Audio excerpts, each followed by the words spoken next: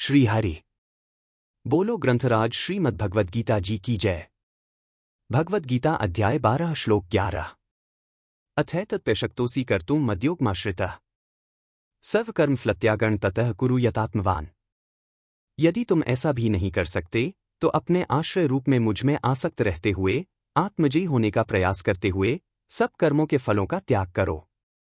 यदि कोई भक्त सांसारिक प्रवृत्तियों और मानसिक प्रतिकूलता के कारण सांसारिक एवं ध्यान संबंधी कार्यों को केवल ईश्वर को प्रसन्न करने के लिए मन में उनका चिंतन करते हुए करने में असमर्थ है तो उसे विश्वास के साथ प्रभु से जुड़े रहना चाहिए, उनके निःशर्त प्रेम की शरण लेनी चाहिए तथा उनके कर्मफलों पर ध्यान दिए बिना सभी कार्यों को करना चाहिए।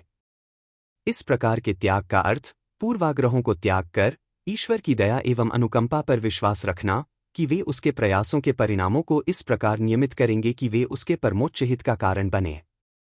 ईश्वर में केवल एक साधारण विश्वास विकसित करके प्रारंभ में एक अंधविश्वास भी चलेगा तथा उनके फलों पर ध्यान न रखकर अच्छे कर्मों एवं ध्यान संबंधी कार्यों को निस्वार्थता से करने की चेष्टा द्वारा भक्त यथा समय आध्यात्मिक रूप से प्रगति करेगा, उसके मन और हृदय शुद्ध हो जाएंगे। स्वार्थपूर्ण कार्यों के परिणामों से उत्पन्न राग और द्वेष से मुक्त हुआ मन आत्मगुणों को अभिव्यक्त करने में सक्षम होता है। उदाहरण के लिए, जब एक चंचल व्यक्ति पहले से सोचे परिणामों की अपेक्षा के बिना वैज्ञानिक ध्यान की प्रविधियों का अध्यवसायपूर्ण अभ्यास करता है तो वह अच्छा ध्यान करता है, वह परिणामों की निरुत्साहित करने वाली किसी लालसा से उद्विग्न अथवा विचलित नहीं होगा। एक आध्यात्मिक ध्यान में अनुभवों के प्रति नवागत जो इंद्रियों के सुख का अभ्यस्त है, वह अपने ध्यान के उचित मनोवृत्ति प्रयासों से प्रायः वैसे ही अनुभवों की प्रत्याशा रखता है। एक लंबे समय से उसका मन दृष्टि, ध्वनि अथवा संवेदी अनुभव को उत्तेजित करने वाले कारकों को अद्भुत तथा वांछनीय समझने का आदी रहा है। परंतु दिव्य चेतना के उच्चतम विचारक क्षेत्रों में आध्यात्मिक अनुभव बहुत ही सूक्ष्म होते हैं और इसलिए कभी कभी नाटकीय अभिव्यक्तियों की प्रत्याशा रखने वाला भक्त इन्हें जान नहीं पाता। व्यक्ति का आध्यात्मिक अनुभव जितना अधिक सूक्ष्म होगा, सापेक्ष रूप से उसका भौतिक एवं आध्यात्मिक प्रभाव उतना ही अधिक होगा। दृश्य प्रपंच परासत्ता अथवा ईश्वर की अभिव्यक्तियों हैं।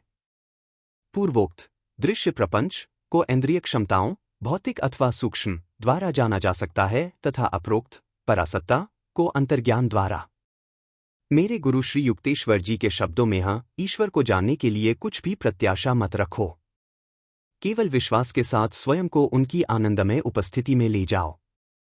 इस प्रकार ईश्वर को प्रसन्न करने की इच्छा में एक निष्ठता के बिना भी भक्त अंततः उन्हें प्राप्त कर लेगा, यदि वह सभी अच्छे कार्यों को करते समय ईश्वर का स्मरण करते हुए उनके आश्रित रहे तथा अपने सभी कर्मों के परिणाम एवं अपने जीवन की सभी घटनाओं को उन्हें पूर्ण रूप से समर्पित कर दे।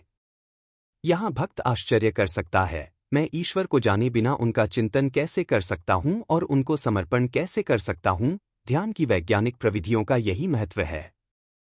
भक्त के पास ध्यान केंद्रित करने के लिए एक विशिष्ट धारणा रहती है जो ईश्वर के अनुभव की ओर ले जाती है तथा उस एकाग्रता को प्रभावी बनाने के लिए एक अनुभूत प्रविधि रहती है। उदाहरण के लिए, यदि अत्यधिक चंचलता होते हुए भी आकांक्षी ओम के रूप में ईश्वर पर ध्यान करने की योग्यता सत्संग की प्रविधि का अभ्यास करता रहता है तो अंततः वह शब्द अथवा आमिन पवित्र आत्मा के रूप में ईश्वर की स्पंदनशील उपस्थिति ब्रह्मांडीय नाद को सुन लेगा। जब वह भक्ति के साथ तथा परिणाम प्राप्त करने की चंचल व्यग्रता के बिना ब्रह्मांडीय नाद को निरंतर सुनता रहता है, तब यथा समय वह ओम की सर्वव्यापकता में अपनी चेतना के परमानंदमय विस्तार का अनुभव करेगा तथा इस पवित्र स्पंदन के पीछे दिव्य ब्रह्मा को जान लेगा।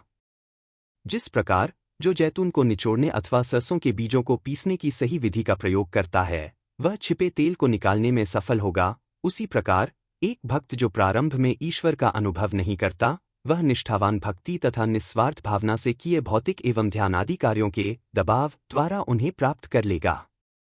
किसी दिन वह दयालु सर्वज्ञ भक्त की अच्छी भावना की निरंतरता को अनुभव करते हुए उसके जीवन में प्रवाहित होंगे तथा उसके अस्तित्व के प्रत्येक तंतु को आप्लावित कर देंगे। बोलो ग्रंथराज श्रीमद्भगवद गीता जी की जय। जय श्री कृष्ण।